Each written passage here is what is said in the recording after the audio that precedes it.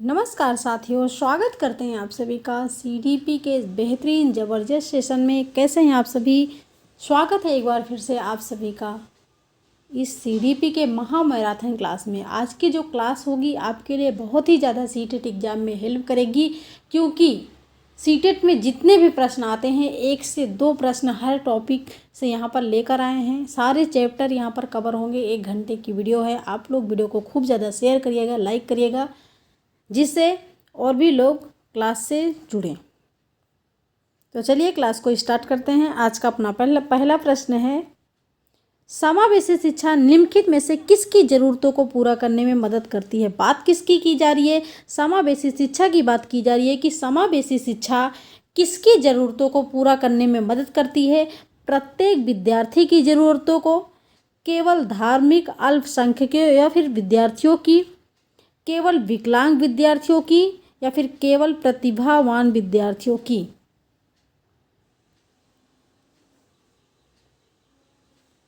बताइए, समावेशी शिक्षा किसकी ज़रूरतों को पूरा करने में मदद करती है? तो किसी एक की बात नहीं की गई है, समावेशी शिक्षा में बात की गई है सभी बच्चों की, प्रत्येक विद्यार्थी की। इसलिए यहाँ पर ए ऑप्शन लॉक हो जाएगा। ए ऑप्शन यहाँ पर लॉक हो जाएगा। प्रश्न नंबर 2 को देखिएगा। विकास के सिद्धांत के बारे में निम्नलिखित में से कौन सा कथन गलत है? विकास के सिद्धांत के बारे में निम्नलिखित कथनों में से कौन सा कथन गलत है? यहाँ से चेक करिए आप लोग कि इस 40 प्रश्नों में आपकी तैयारी कितनी बेहतर है, आप कितने प्रश्नों को सही लॉक कर सकते हैं। कमेंट बॉक्स में आप लोग जरूर बताइएगा। विकास के सिद्धांत के बारे में निम्नलिखित में से कौन सा कथन गलत है? आपको निगेटिव चाहिए। विकास वंशानुगतता और वातावरण के बीच सतत अन्योन्य क्रिया से होता है। बी ऑप्शन है, विकास परिपक्व और अधिगम पर आधारित होता है। ठीक है भाई। प्रत्येक बच्चा विकास के चरणों से गुजरता है, फिर भी बच्चों में व्यक्तिगत विभिन्नताएं होती है। ठीक है। डी ऑप्शन है, विकास एक परिमाणात्मक प्रक्रिया है जिसका ठीक मापन हो सकता है। आपको चाहिए क्या? चाहिए निगेटिव चाहिए। और यहाँ पर ए ऑप्शन है कि विकास वंशानुगतता और वातावरण के बीच सतत अन्योन्य क्रिया से होता है। बिल्कुल सही है। विकास क्या भाई? वंशानुक्रम और वातावरण के बीच जो अन्योन्य क्रिया होती है उससे विकास होता है। विकास परिपक्व और अधिगम पर आधारित होता है, ये भी ठीक है भाई। प्रत्येक बच्चा विकास के चरणों से होकर गुजरता है, फिर भी उसमें व्यक्तिगत विभिन्नताएं पाई जाती हैं, सभी में इंडिविजुअल डिफरेंसेस होते हैं। सभी बच्चा, कोई भी बच्चा सेम नहीं होता है ना। पहले शैशवावस्था, बाल्यावस्था, किशोरावस्था, प्रौढ़ावस्था, इन सब स्टेज से बच्चों को गुजरना पड़ता है, विकास से गुजरना पड़ता है, ये भी ठीक है। लेकिन क्या विकास को मापा जा सकता है? विकास एक परिमाणात्मक प्रक्रिया है जिसका ठीक मापन हो सकता है। क्या विकास को मापा जा सकता है? तो भाई वृद्धि को मापा जा सकता है, लेकिन विकास को नहीं मापा जा सकता। इसलिए यहाँ पर डी ऑप्शन निगेटिव हो जाएगा, और निगेटिव के साथ निगेटिव लॉक हो जाएगा डी ऑप्शन। प्रश्न नंबर 3,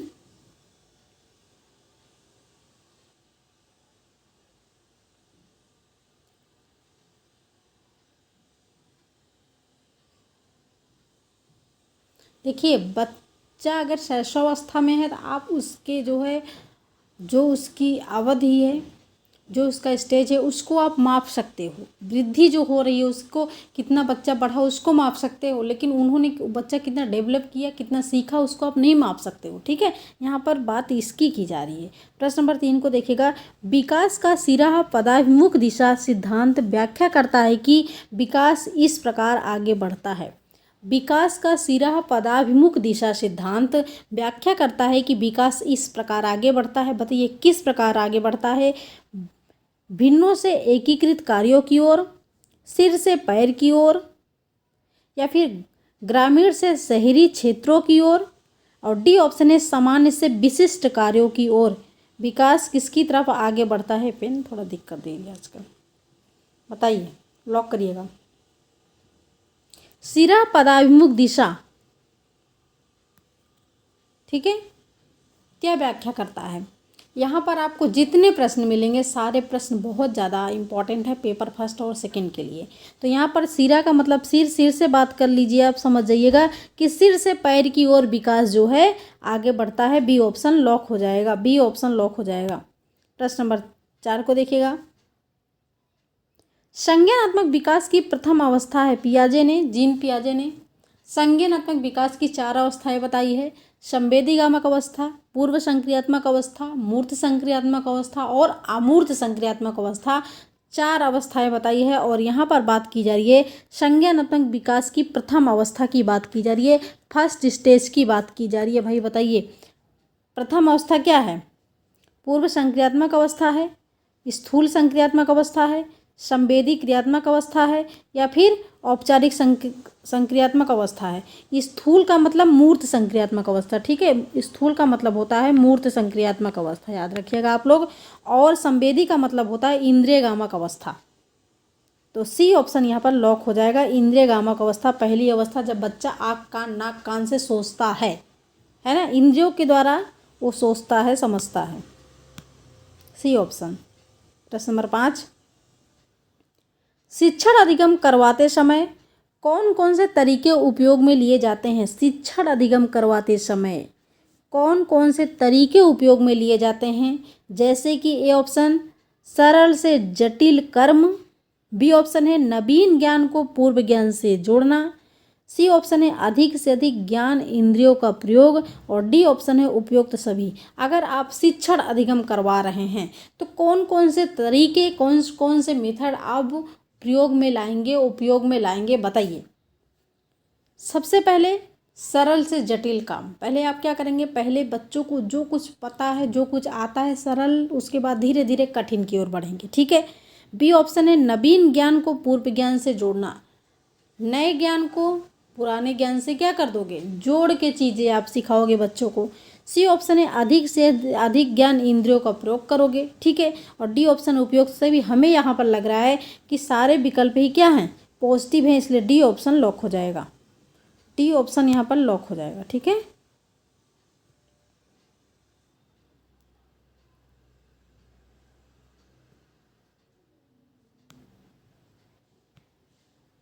प्रश्न नंबर 6,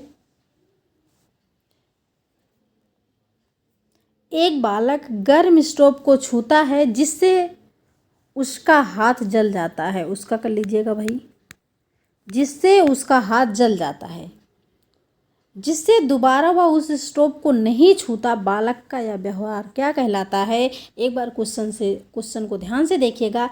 एक बच्चा है जो गर्म स्टोव को छूता है और छूते समय उसका हाथ क्या हो जाता है? जल जाता है, जिससे दोबारा वह स्टोव को नहीं छूता। बालक का यह व्यवहार क्या कहलाता है? अनुभव कहलाता है, अधिगम कहलाता है या फिर परिपक्ववाद कहलाता है, वृद्धि कहलाता है, क्या कहलाएगा? भाई उसको अनुभव हो गया कि स्टोव छूने, अगर दोबारा छुएंगे तो हाथ जल जाएगा, या फिर अधिगम सीख गया बच्चा कि अगर स्टोव को छुएंगे दोबारा से जल जाएगा। एग्जाम्पल के तौर पे कोई बच्चा मैच बॉक्स यानी कि माचिस की तीली को गलती से ले लिया हाथ में और उसको जला लिया और उसका हाथ जल गया, तो अगर दोबारा माचिस को उठाएगा तो उसके अंदर वो डर होगा कि अगर दोबारा ऐसे करेंगे तो मेरा हाथ जल जाएगा। भाई वो डर आप नहीं कह सकते, कह सकते हैं कि बच्चा सीख गया। अनुभव नहीं कह सकते, परिपक्ववाद नहीं कह सकते, वृद्धि नहीं कह सकते। आप कह सकते हैं कि बच्चा सीख गया कि अगर हम दोबारा से इसको छुएंगे तो हमारा हाथ जल जाएगा, ठीक है। तो यहाँ पर आपका बी ऑप्शन लॉक हो जाएगा, जो कि आपका ये अधिगम से प्रश्न है, ठीक है। बी ऑप्शन लॉक हो जाएगा। प्रश्न नंबर 7 को देखिएगा। आईटी अधिनियम 2009 शिक्षकों के लिए प्रति सप्ताह कितने घंटे काम करने का निर्देश देता है? आईटी एक्ट 2009 जो है शिक्षकों के लिए प्रति सप्ताह कितने घंटे की योजना बनाकर काम करने का निर्देश देता है? 40 घंटे, 45 घंटे, 42 घंटे या फिर उपयुक्त में से एक से अधिक, क्या हो जाएगा? आईटी एक्ट 2009 शिक्षकों के लिए प्रति सप्ताह 45 घंटे की योजना बनाकर काम करने का निर्देश देता है। 45 घंटे की योजना बनाकर काम करने का निर्देश देता है प्रति सप्ताह। ठीक है, यहाँ पर आपका क्या लॉक होगा? बी ऑप्शन यहाँ पर लॉक हो जाएगा, बी ऑप्शन। तो साथियों, आपको क्लास कैसी लग रही है? अच्छी लग रही है तो जमकर लाइक करिएगा एंड शेयर करिएगा अपने दोस्तों में, अपने फैमिली में, जो लोग सीटेट की तैयारी कर रहे हैं और इस प्लेटफॉर्म के बारे में नहीं जानते हैं। प्रश्न नंबर 8 है, आईटी 2009 के अनुसार अनिवार्य शब्द का अर्थ क्या होता है? अनिवार्य शब्द का, है ना, आईटी एक्ट 2009 के अनुसार अनिवार्य शब्द का क्या अर्थ होता है? लॉक करिएगा इस क्वेश्चन को। ये ऑप्शन है केंद्र सरकार दाखिले, उपस्थिति और प्रारंभिक शिक्षा की पूर्तता को जो है अनिवार्य शिक्षा कहते हैं, या फिर बी ऑप्शन है समुचित सरकार दाखिले, उपस्थिति और प्रारंभिक शिक्षा की पूर्तता सुनिश्चित करें, सी ऑप्शन है सभी को समान शिक्षा, या फिर उपयुक्त सभी। क्या हो जाएगा भाई, बताइएगा। तो आईटी एक्ट 2009 के अनुसार अनिवार्य शब्द का अर्थ होता है कि सभी बच्चों को सरकार एक जो है समुचित दाखिले दिलाए, उसकी उपस्थिति दिखाए और उसकी प्रारंभिक शिक्षा की जो है व्यवस्था है उसको पूर्णतया सुनिश्चित करें। यहाँ पर बी ऑप्शन लॉक हो जाएगा। ठीक है, आईटी एक्ट 2009 के तहत 6 से 14 वर्ष के सभी बच्चों को फ्री एजुकेशन लेने का प्रावधान है। ठीक है, बी ऑप्शन यहाँ पर लॉक हो जाएगा। सभी को समान शिक्षा नहीं होगा भाई, क्योंकि यहाँ अनिवार्य शब्द की बात की गई है ना। प्रश्न नंबर 9, एक बच्चे में दूसरे की नियत और इच्छाओं को समझने यहाँ पर होना चाहिए, समझाने नहीं होना चाहिए। एक बच्चे में दूसरे की नियत और इच्छाओं को समझने की योग्यता है, उसके अंदर किस प्रकार की बुद्धि होगी? ठीक है, आपने हावर्ड गार्डनर का नाम सुना है? हावर्ड गार्डनर का नाम सुना है?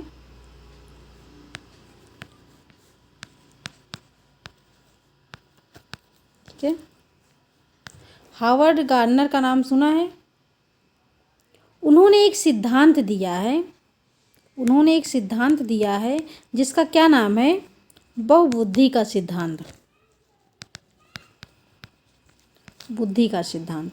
उन्होंने बहुबुद्धि के सिद्धांत में 8 प्रकार की बुद्धि बताई है कि मनुष्य के अंदर 8 प्रकार की बुद्धि पाई जाती है। ठीक है, जब 8 प्रकार की बुद्धि में एक बुद्धि ऐसी है जो दूसरे के नियत, जब दूसरे की बात की जाए, जो दूसरे के नियत और इच्छाओं को समझने की योग्यता रखता हो, इसका मतलब उसके पास कैसी बुद्धि है? तो सिंपल सी बात है, उसके पास अंतर्वैयक्तिक बुद्धि है। ए ऑप्शन लॉक हो जाएगा, अंतर्वैयक्तिक बुद्धि उसके पास है। ठीक है, जब अंतर्वैयक्तिक की बात करें तो जो अपने बारे में जो आत्मबोध कर पाए, जो अपने बारे में समझ पाए, उसको कहते हैं अंतर्वैयक्तिक बुद्धि। और जो दूसरे के मनोभाव को पढ़ सके, दूसरे के इच्छाओं को समझ सके, दूसरे की नीयत को जान सके, उसके पास बुद्धि कैसी है? तो अंतर्वैयक्तिक है। क्लियर? और भाषाई बुद्धि होती है आपके लेखक हो गए, जो कवि हो गए, जो लिखने जुखने से ताल्लुक़ रखते हैं, उनके पास भाषाई बुद्धि। और प्राकृतिक बुद्धि होती है जो नेचुरल चीज़ें, जो प्राकृतिक के बारे में सारी चीज़ें जान सकें, आंधी तूफान वगैरह पेड़ पौधे के बारे में, वैसे बुद्धि उनके पास होती है, प्राकृतिक बुद्धि। ठीक है, फिलहाल यहाँ पर ए ऑप्शन लॉक हो जाएगा। प्रश्न नंबर 40 प्रश्न नंबर 10। प्रश्न नंबर 10 है कि डॉट डॉट और डॉट डॉट डॉट बच्चों के सामाजिकरण के द्वितीय कारक हैं। डॉट डॉट और डॉट डॉट बच्चों के सामाजिकरण के द्वितीय कारक हैं। सबसे पहले आप बताइएगा कि प्राथमिक कारक क्या है भाई? प्राथमिक कारक क्या है आपके? सबसे पहले बच्चा कहाँ सीखता है? परिवार में सीखता है, परिवार एवं पास पड़ोस में, परिवार एवं पास पड़ोस। तो परिवार एवं पास पड़ोस क्या है? ये प्राथमिक कारक हैं। जब यहाँ पर बात की गई है द्वितीय कारक की, तो द्वितीय कारक क्या हो जाएगा?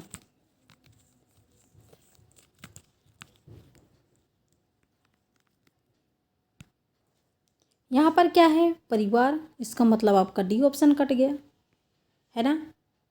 यहाँ पर देखिए परिवार एवं पास पड़ोस, ये आपका भाई प्राथमिक कारक है, ये भी कट गया। धर्म एवं अभिभावक, आपके अभिभावक किस में आते हैं, मतलब अभिभावक आपके परिवार में ही तो आते हैं, आपके माता पिता ही तो अभिभावक ही है, इसलिए आपका बी ऑप्शन भी कट गया। स्कूल धर्म, सी ऑप्शन यहाँ पर हो जाएगा आपका लॉक, क्योंकि स्कूल और धर्म बच्चों के सामाजिक ऋण के द्वितीय कारक है। द्वितीय कारक में वो चाहे स्कूल आ जाए, विद्यालय आ जाए, स्कूल आ जाए, लिखा धर्म आ जाए, पत्र पत्रिकाएं आ जाए, ठीक है, मीडिया आ जाए, ये आपके द्वितीय कारक हैं, सिर्फ परिवार पास पड़ोस को छोड़ के। क्लियर, सी ऑप्शन यहाँ पर लॉक हो जाएगा। प्रश्न नंबर 11, कारक से प्रश्न है कि वाइगोस्की का मानना है कि भाषा संज्ञानात्मक विकास और सामाजिक संपर्क के लिए एक महत्वपूर्ण उपकरण है। भाषा संज्ञानात्मक विकास में वाइगोस्की ने भाषा को महत्वपूर्ण माना है, ये चीज़ आप याद रखिएगा। अगर पेडागोजी के बड़े प्रश्न भी होते हैं तो ऐसे प्रश्न यहाँ पर पूछे जाते हैं। तो वाइगोस्की का मानना था कि भाषा संज्ञानात्मक विकास और सामाजिक संपर्क के लिए एक महत्वपूर्ण उपकरण है, बिल्कुल पॉजिटिव है। कारण क्या है, यहाँ पर कथन होना चाहिए, ठीक है, कथन कर लीजिएगा। वाइगोस्की के अनुसार निजी भाषण अपरिपक्वता का संकेत है और इसे शिक्षण वातावरण में हतोत्साहित किया जाना चाहिए, बिल्कुल गलत, ठीक है भाई। वाइगोस्की जो है वो तो सोशल इंटरेक्शन को बढ़ावा देते हैं, सामाजिक सांस्कृतिक सामाजिक अंतःक्रिया बच्चों के बीच होनी चाहिए, तो इसलिए यहाँ पर आर गलत है। जब आर गलत है तो ए और आर दोनों सत्य है और आर एक ही सही व्याख्या करता है। सी ऑप्शन ए असत्य है लेकिन आर गलत है। डी ऑप्शन ए सत्य है लेकिन आर असत्य है। डी ऑप्शन आपका लॉक हो जाएगा। डी ऑप्शन ए सत्य है लेकिन आर असत्य है, ठीक है। प्रश्न नंबर 12, वाइगोस्की के अनुसार संज्ञानात्मक विकास का मूल कारण क्या है? संतुलन, सामाजिक अन्योन्य क्रिया, मानसिक प्रारूप का समायोजन, उद्दीपन, अनुक्रिया, युग्मन। हमने क्या बताया कि वाइगोस्की कहते हैं कि बच्चों के बीच सामाजिक अन्योन्य क्रिया यानी कि सामाजिक अंतःक्रिया होनी चाहिए, तो इसलिए यहाँ पर बी ऑप्शन लॉक हो जाएगा। बी ऑप्शन लॉक हो जाएगा, ठीक है। प्रश्न नंबर 13, लेव वाइगोस्की के अनुसार बच्चों का संज्ञानात्मक विकास चरणों में होता है। स्कीमा की परिपक्वता से बच्चों में संज्ञानात्मक विकास अग्रसर होता है। बच्चों के संज्ञानात्मक विकास में भाषा की महत्वपूर्ण भूमिका होती है। बच्चे भाषा अधिग्रहण यंत्र द्वारा भाषा सीखते हैं। बताइए क्या होगा यहाँ पर, क्या होना चाहिए? जब ऐसे प्रश्न पूछे जाते हैं तो आप कंफ्यूज होते हैं कि यहाँ पर क्या लॉक करें। सारे हमको पॉजिटिव ही लग रहे हैं, कोई निगेटिव तो लग ही नहीं रहा है। और बात किसकी की जाए? लेव वाइगोस्की के अनुसार बात की जा रही है। तो आप हमेशा याद रखिएगा कि लेव वाइगोस्की के अनुसार संज्ञानात्मक विकास में भाषा को महत्वपूर्ण माना गया है। जब भाषा की जहाँ पर बात की जाए कि बच्चों के संज्ञानात्मक विकास में भाषा की महत्वपूर्ण भूमिका होती है, तो इसका मतलब सी ऑप्शन यहाँ पर लॉक हो जाएगा। याद रखिएगा आप लोग।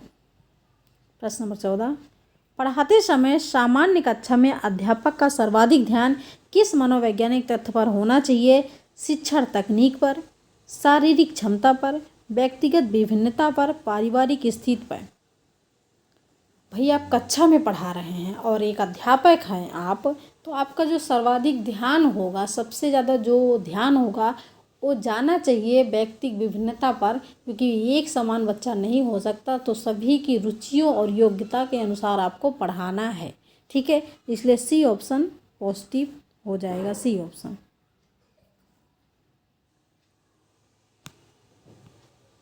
प्रश्न 15, निम्नलिखित में कौन सा आंतरिक अभिप्रेरणा का उदाहरण है? आंतरिक में क्या आता है? आप आंतरिक का मतलब होता है जो आप मन से करते हो, जो आप मन से, रुचि आपका हमेशा आंतरिक में होता है, क्योंकि अगर आप मन से करोगे तभी रुचि होगी। और बाह्य में आपका होता है दंड हो गया, पुरस्कार हो गया, या फिर आप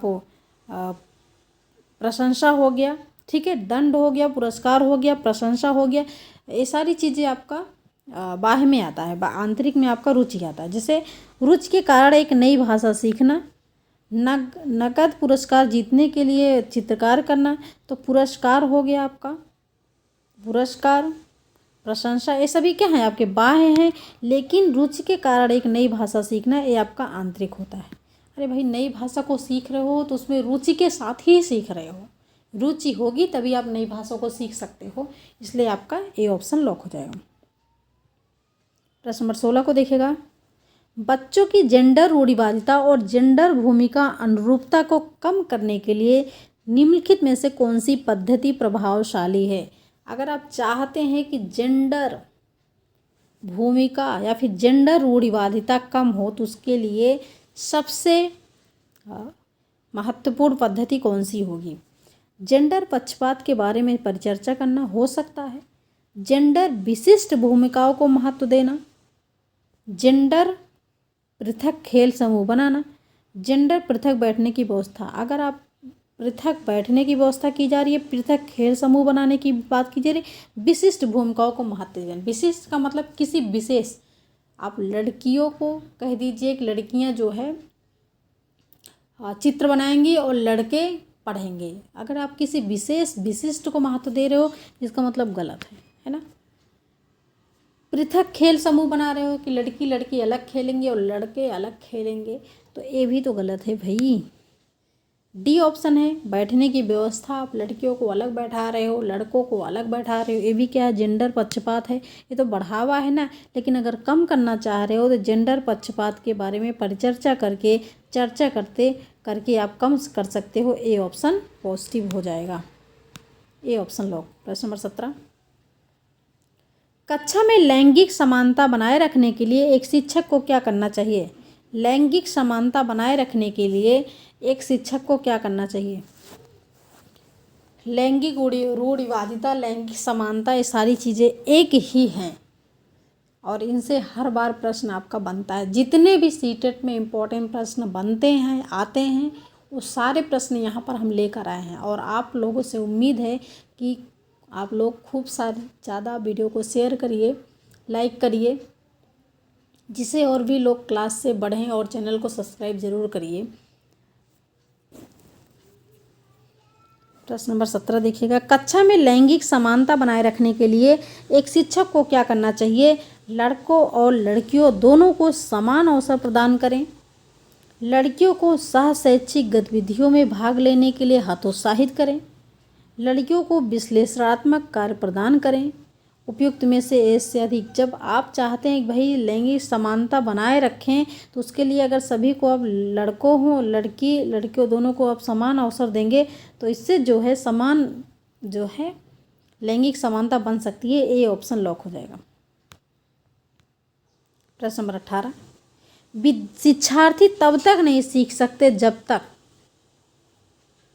बताइएगा, उन्हें शिक्षा के सामाजिक उद्देश्यों की आवश्यकताओं के अनुरूप न पढ़ाया जाए, उन्हें यह पता ना हो कि तथ्य उन्हें पढ़ाए गए हैं निकट भविष्य में उनका परीक्षण किया जाएगा, वे सीखने के लिए तैयार ना हों, दैनिक आधार पर घर में उनके माता पिता विद्यालय में उनके सीखने के बारे में नहीं पूछेंगे, तब तक बच्चे नहीं सीख सकते हैं। अच्छा बताइए, हम आपको प्रैक्टिस सेट लगवा रहे हैं, PYQ, ठीक है, प्रैक्टिस सेट लगवा रहे हैं। लेकिन अगर आप सिर्फ आप जो है वीडियो को क्लिक कर दिए, उसके बाद आप नहीं देखें, कोई इंटरेस्ट जो है आपको कोई इंटरेस्ट ही नहीं है कि हम पढ़ें, हमको सीटेट क्वालिफाई करना है, आपको कोई इंटरेस्ट नहीं है, या फिर आपको नंबर स्कोर करने का कोई नहीं है कि चलो जैसे तैसे कर लेंगे, तो आप सीख सकते हैं भाई, नहीं सीख सकते ना। तो शिक्षार्थी तब तक नहीं सीख सकते जब तक वो सीखने के लिए तैयार ना हो। एक चीज़ याद रखना है, जब तक आप सीखने के लिए तैयार नहीं होंगे, हम आपको कितना भी पढ़ा दें आप नहीं समझ सकते, ठीक है। तो यहाँ पर सी ऑप्शन लॉक हो जाएगा। विद्यार्थी तब तक नहीं सीख सकते जब तक वो सीखने के लिए तैयार ना हो, जब तक वो रुचि ना लेते हों। Clear, C option. प्रश्न नंबर 19। एक शिक्षक को वंचित समूह के विद्यार्थियों के समावेशन के लिए क्या करना चाहिए। एक शिक्षक को वंचित समूहों के विद्यार्थियों के लिए समावेशन के लिए क्या करना चाहिए। वंचित समूह है भाई, समूह से अलग है, समूह से अलग है, उसी को तो बोलेंगे वंचित समूह। समूह से अलग है और आप चाहते हैं कि सभी के बीच में वो जुड़ जाए, तो उसके लिए आप क्या करेंगे? एक ऐसी कक्षा नीति का निर्माण करना चाहिए जहाँ पर व्यक्तिगत विभिन्नताओं को स्वीकारा जाए और प्रत्येक बच्चे को महत्व दिया जाए। बिल्कुल सही। बच्चों की शैक्षणिक क्षमताओं की पहचान करके समान क्षमता वाले बच्चों के समूह बनाए जाए।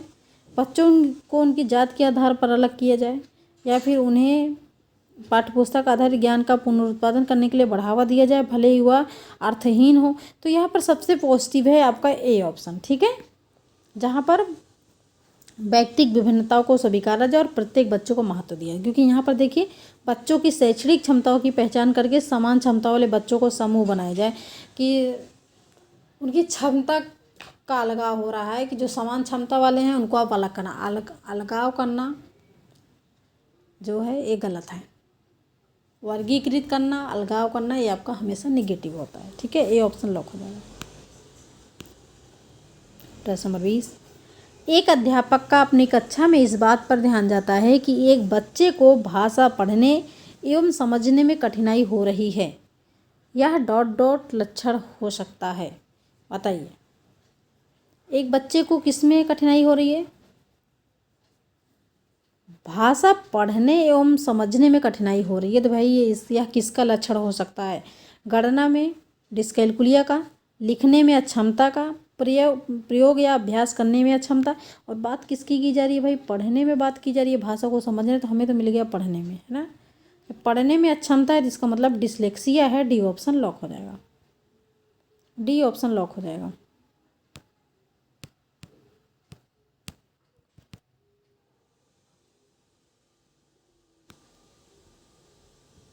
प्रश्न नंबर 21, ... और ... की विशिष्ट अन्योन क्रिया का परिणाम विकास के विविध मार्गों और निष्कर्षों के रूप में हो सकता है।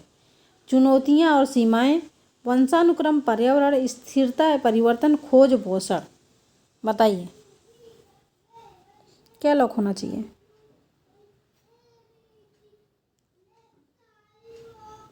तथा ... की विशिष्ट अन्योन क्रिया का परिणाम विकास के विविध मार्गों निष्कर्षों के रूप में हो सकता है। किसके भाई? तो वंशानुक्रम और वातावरण, ठीक है, जिसको बोलते हैं वंशानुक्रम और पर्यावरण की विशिष्ट अन्योन क्रिया का परिणाम विकास के विविध मार्गों में हो सकता है। डी ऑप्शन लॉक हो जाएगा। प्रश्न नंबर 22, कोई शिक्षिका अपनी कक्षा में फर्नीचर की तीखी धार वाले किनारों को रुई से ढका रहने को कहती है और छुओ तथा अनुभव करो वाले सूचना पट्टों का उपयोग करने को कहती है। वह किस वर्ग के विशेष शिक्षार्थियों की आवश्यकताओं को पूर्ति करने की का प्रयास कर रही है?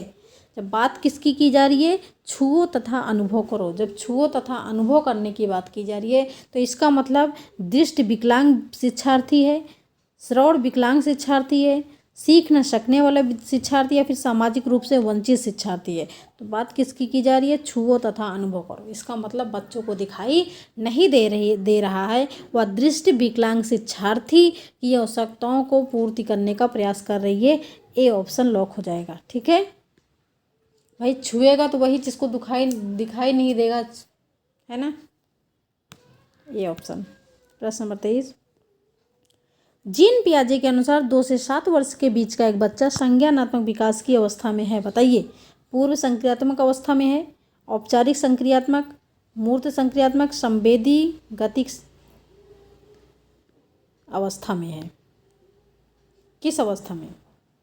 संवेदीगामक अवस्था 0 से 2 वर्ष, पूर्व संक्रियात्मक अवस्था 2 से 7 वर्ष, मूर्त संक्रियात्मक अवस्था 7 से 11 वर्ष, और अमूर्त 11 से आप कह लीजिए 14 या फिर ऊपर।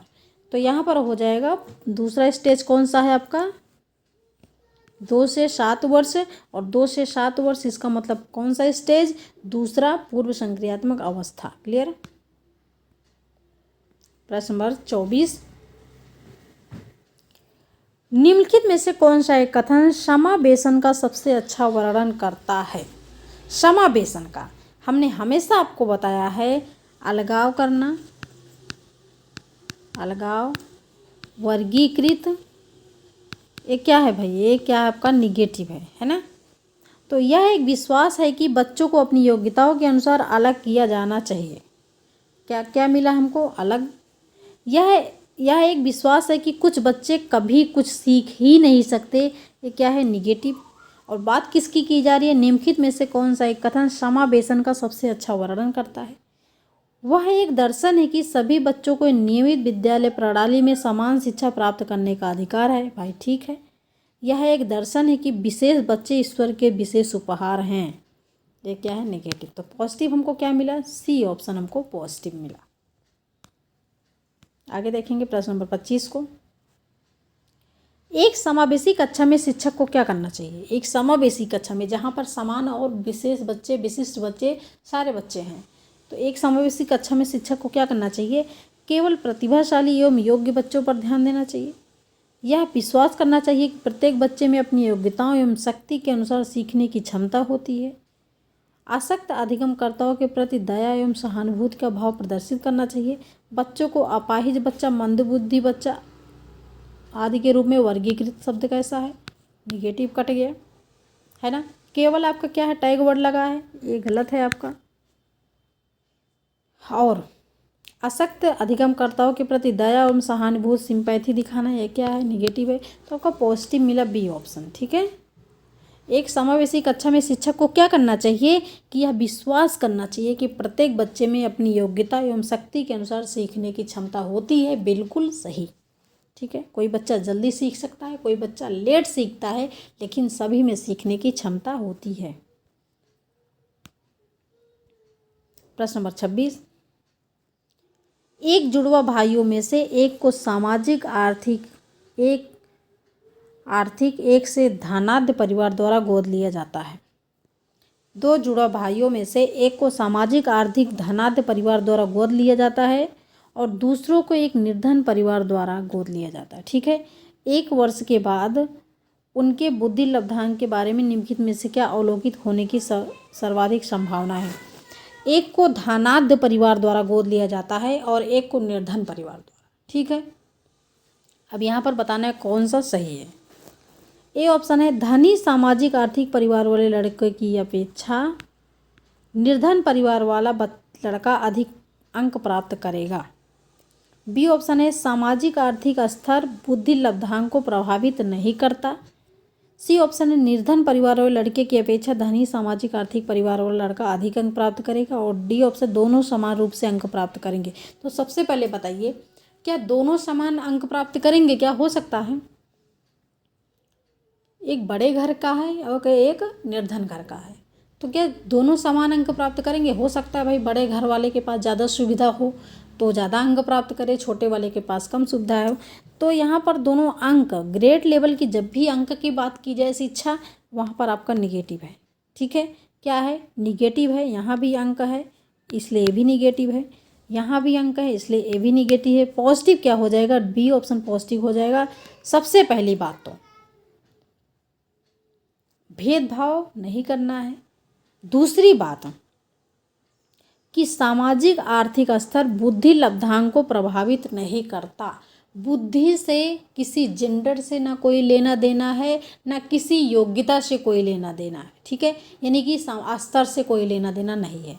एक आर्थिक स्तर वाला लड़का भी अच्छा अंक प्राप्त कर सकता है और एक जो है सामाजिक स्तर वाला भी अच्छा अंक प्राप्त करता है। तो बुद्धि का कोई स्तर से कोई लेना देना नहीं है और बुद्धि का कोई जेंडर से कोई लेना देना ही नहीं। ठीक है।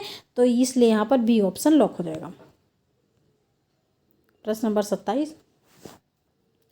1 वर्ष तक के शिशु जब आँख, कान व हाथों से सोचते हैं तो वे निम्नलिखित में से कौन सा स्तर शामिल होता है?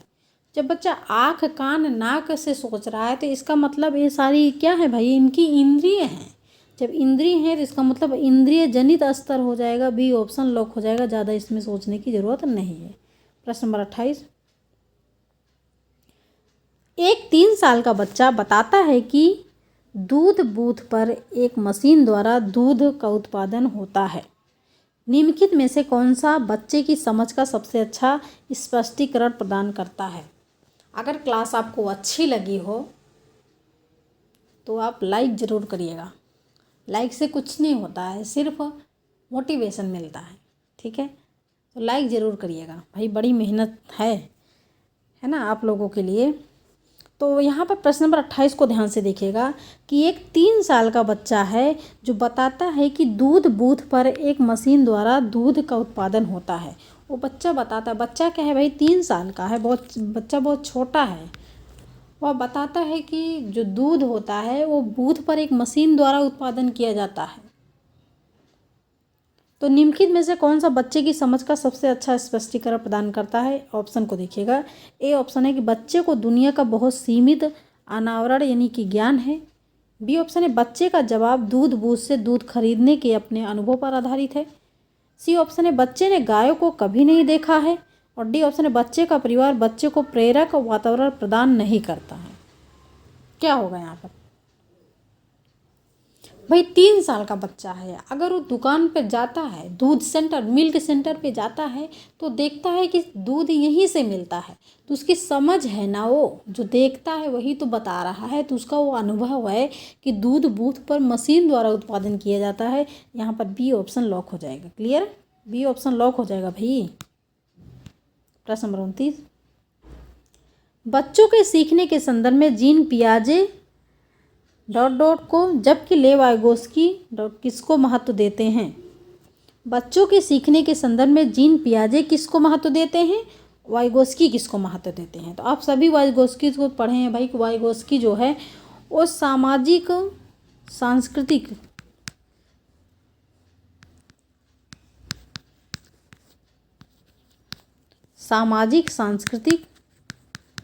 सिद्धांत किसने दिया है? वाइगोस्की ने दिया है।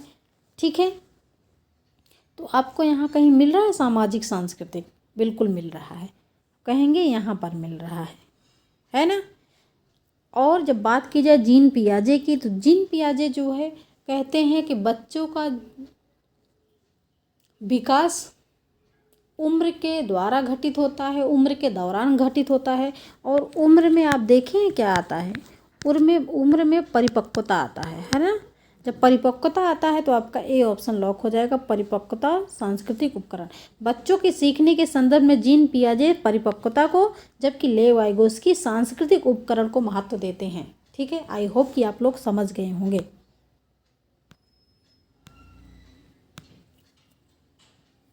आगे प्रश्न नंबर 30, निःशुल्क एवं अनिवार्य बाल शिक्षा अधिकार अधिनियम 2009 दिव्यांग बच्चों की निःशुल्क शिक्षा के अधिकारों को सुनिश्चित करता है। अच्छा, दिव्यांग शब्द, अभी आप दिव्यांग शब्द देखते हो ना, पहले आप क्या देखते थे? विकलांग शब्द, विकलांग शब्द देखते थे ना, हमेशा क्या बोला जाता था? विकलांग। अब क्या बोला जाता है? दिव्यांग बोला जाता है ना, दिव्यांगजन। तो विकलांग शब्द हटा कब? 2016 में हटा। 2016 से आप क्या आ गया? क्या? दिव्यांग शब्द, है ना। तो यहाँ पर बात की जा रही है कि निःशुल्क एवं अनिवार्य बाल शिक्षा अधिकार अधिनियम 2009 दिव्यांग बच्चों की निःशुल्क शिक्षा के अधिकारों को सुनिश्चित करता है। कितने वर्ष के से कितने वर्ष के बच्चों के लिए? तो 6 वर्ष से 18 वर्ष के बच्चों के लिए। क्या? 3 वर्ष से 18 वर्ष के बच्चों के लिए, 6 वर्ष से 14 वर्ष के बच्चों के लिए, 6 वर्ष से 22 वर्ष के बच्चों के लिए। तो आप सभी ने पढ़ा है कि निःशुल्क एवं अनिवार्य बाल शिक्षा अधिकार अधिनियम 2009 सामान्य बच्चों की फ्री एजुकेशन को सुनिश्चित करता है 6 वर्ष से 14 वर्ष के बच्चों के लिए। मतलब अगर यहाँ पर सामान्य की बात होती तो 6 वर्ष से 14 वर्ष हो जाता, लेकिन यहाँ पर क्या आ गया? यहाँ पर पूछा क्या गया? दिव्यांग बच्चों के लिए। तो सामान्य बच्चों का अलग होगा, दिव्यांग बच्चों का अलग होगा। जब दिव्यांग बच्चों की बात आ गई तो 6 वर्ष से 18 वर्ष के सभी बच्चों को आरटी एक्ट 2009 बच्चों की निःशुल्क शिक्षा के अधिकारों को सुनिश्चित करता है, इसलिए यहाँ पर ए ऑप्शन लॉक हो जाएगा। ध्यान दीजिएगा, दिव्यांग और सामान्य में बहुत अंतर है। जब दिव्यांग बच्चा पूछा जाए तो 6 वर्ष से 18 वर्ष लॉक करिएगा, और जब सामान्य पूछा जाए तो 6 से 14 वर्ष। क्लियर? प्रश्न नंबर 31, शिक्षक बच्चों की जटिल अवधारणाओं को समझने के लिए किस प्रकार सहज कर सकते हैं? शिक्षक बच्चों की जटिल अवधारणाओं की समझ को किस प्रकार सहज कर सकते हैं? बार बार यांत्रिक अभ्यास के द्वारा, अन्वेषण और परिचर्चा के लिए अवसर उपलब्ध कराकर, एक व्याख्यान देकर, यदि फिर प्रतियोगितात्मक अवसरों की व्यवस्था करके। सबसे पॉजिटिव होगा अन्वेषण, खोज, परिचर्चा, अवसर, ये सभी क्या हैं? पॉजिटिव हैं। इसमें बच्चों की अवधारणाओं को सहज रूप से कर सकते हैं। प्रश्न नंबर 32, बुद्धि है। बुद्धि क्या है भाई? कैसे आप जानेंगे बुद्धिमान है वो, है ना?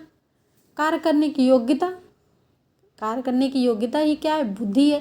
लेकिन बुद्धि में क्या है? आपके पूरे सामर्थ्यों का एक समुच्चय है बुद्धि। एक अकेला और जाति विचार है या फिर दूसरे को अनुकरण करने की योग्यता, एक विशिष्ट योग्यता? जी नहीं, ये ऑप्शन सामर्थ्यों का एक समुच्चय। ठीक है। प्रश्न नंबर 33, बच्चों के बारे में निम्नलिखित कथनों में से किस कथन से वाइगोस्की सहमत होते हैं? बताइए। बच्चे तब सीखते हैं जब उनके लिए आकर्षक पुरस्कार निर्धारित किए जाए। बच्चों के चिंतन को तब समझा जाता है जब प्रयोगशाला में पशुओं पर प्रयोग किया जाए। बच्चे जन्म से शैतान है और उन्हें दंड देकर नियंत्रित किया जाता है। बच्चे समवयस्कों और वयस्कों के साथ सामाजिक अंतःक्रियाओं के माध्यम से सीखते हैं। जब आपको मिल जाए क्या? अंतःक्रिया, तो उससे पॉजिटिव कोई नहीं है, क्योंकि वाइगोस्की जो है वो सोशल इंटरेक्शन जो है सबसे ज़्यादा इम्पॉर्टेंट मानते हैं, सामाजिक अंतःक्रिया। ठीक है, तो डी ऑप्शन लॉक हो जाएगा। बाकी दंड देना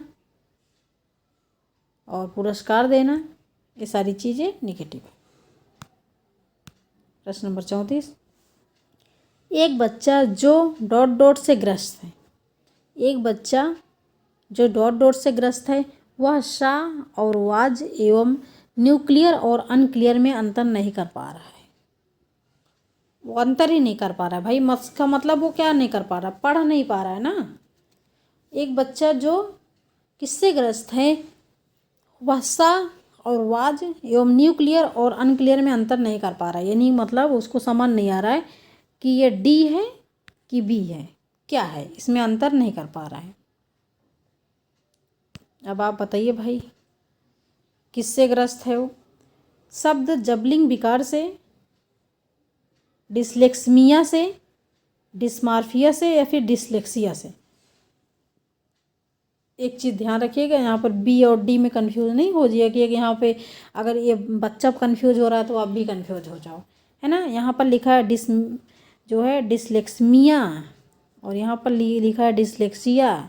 जब पढ़ने में दिक्कत हो रही है उसको समझ नहीं आ रहा है, तो इसका मतलब डी ऑप्शन डिसलेक्सिया से ग्रस्त है। प्रश्न नंबर 35,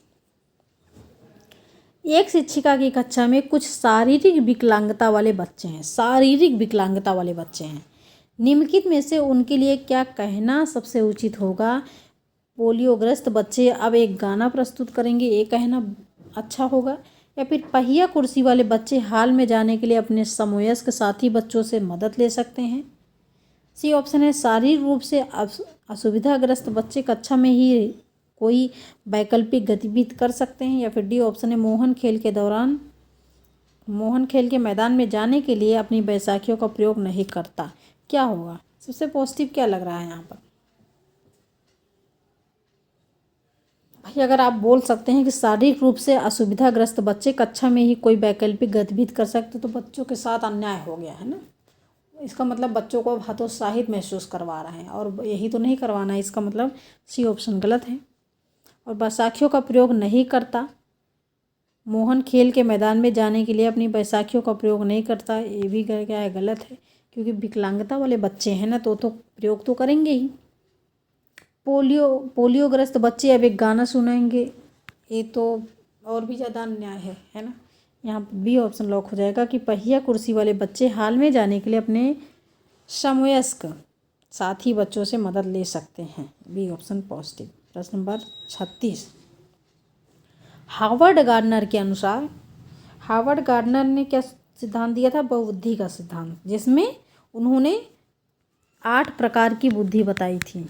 8 प्रकार की बुद्धि मनुष्य के अंदर पाई जाती है। अब यहाँ पर बात की जा रही है हार्वर्ड गार्डनर के अनुसार बौद्धिक लक्षणों को 3 आयामों संचालन, सामग्री और उत्पादन में वर्गीकृत किया जा सकता है। बुद्धि एक इकाई है, बुद्धि में एक सामान्य कारक है और कुछ विशिष्ट कारक है। बुद्धि के कई अलग अलग प्रकार हैं। तो यहाँ पर क्या है भाई, बुद्धि के 8 प्रकार बताए हैं, तो आपका ए भी गलत हो जाएगा, बी भी गलत हो जाएगा और ए भी गलत हो जाएगा। इसलिए डी ऑप्शन लॉक हो जाएगा कि बुद्धि के कई अलग अलग प्रकार हैं। प्रश्न नंबर 37, वर्तमान में निःशक्त बच्चों की शिक्षा के लिए कहा गया है समावेशी शिक्षा, विशेष शिक्षा, समेकित शिक्षा, कोई नहीं। तो ए ऑप्शन है समावेशी शिक्षा। प्रश्न नंबर 38, विविध प्रकार की सामाजिक, आर्थिक और सांस्कृतिक पृष्ठभूमि के बच्चों से युक्त कक्षा सभी विद्यार्थियों के अधिगम अनुभव को बढ़ाती है। यह कथन कैसा है? जहाँ पर अलग अलग पृष्ठभूमि के बच्चे हैं, सामाजिक पृष्ठभूमि से, आर्थिक पृष्ठभूमि के और सांस्कृतिक पृष्ठभूमि के बच्चे हैं, यहाँ पर अलग अलग पृष्ठभूमि वाले बच्चे हैं, तो बच्चों को अलग अलग चीज़ें सीखने को मिलेगा। तो ये जो है शिक्षा अधिगम को बढ़ाती है। यह कथन कैसा है? गलत है, क्योंकि यह बच्चों के लिए दुविधा उत्पन्न कर सकता है और वे स्वयं को अलग महसूस कर सकते हैं।